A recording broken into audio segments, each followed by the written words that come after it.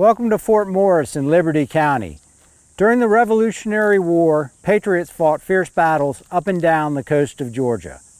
But no standoff was more dramatic than the one that occurred right here when Patriot Colonel John McIntosh challenged a group of British troops who demanded surrender of his fort to come and take it.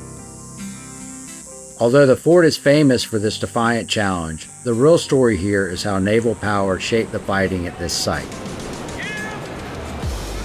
In the 1700s, the nearby town of Sunbury was a thriving seaport with a deep-water harbor on the Midway River.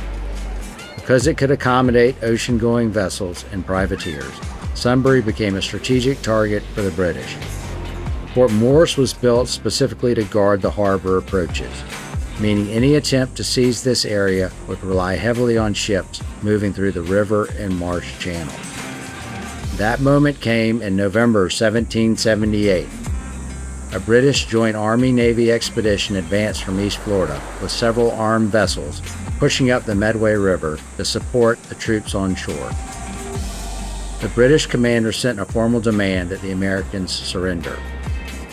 Inside the fort, Lieutenant Colonel John McIntosh commanded fewer than 200 Continentals and local militia, and supplies were limited. But he also understood the larger stakes. Patriot morale across the South was dangerously low, and a bold stand here could rally support and prove that Georgia was not yet lost. So McIntosh issued one of the most daring replies of the entire war: "Come and take it." The remark was part defiance, part brilliant bluff. Uncertain about the fort's strength and where you're bringing their ships close enough for a direct naval bombardment, the British withdrew. But the triumph was short-lived. In January 1779, the British returned with overwhelming force. This time, their naval presence proved decisive. British ships advanced up the Midway River, blockaded Sunbury, cut off Patriot reinforcements, and supported troop landings that surrounded the fort from both land and water. Facing the threat of a devastating bombardment and hopelessly outnumbered, the Americans surrendered on January 9, 1779.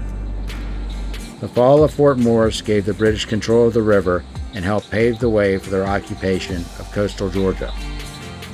Today, the quiet marshes surrounding Fort Morris offer little hint of the ships and gunfire that once decided the fate of this coastline.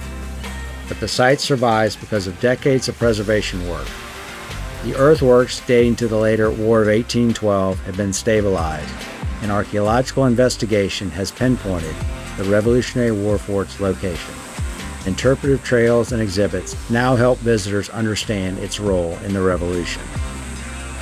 The 66-acre site is protected as a Georgia State Historic Site, ensuring that the fort, the harbor it guarded, and the landscape that shaped its story remain preserved for future generations. Fort Morris reminds us that the Revolutionary War in Georgia wasn't just fought on land. It was also fought on seas and rivers.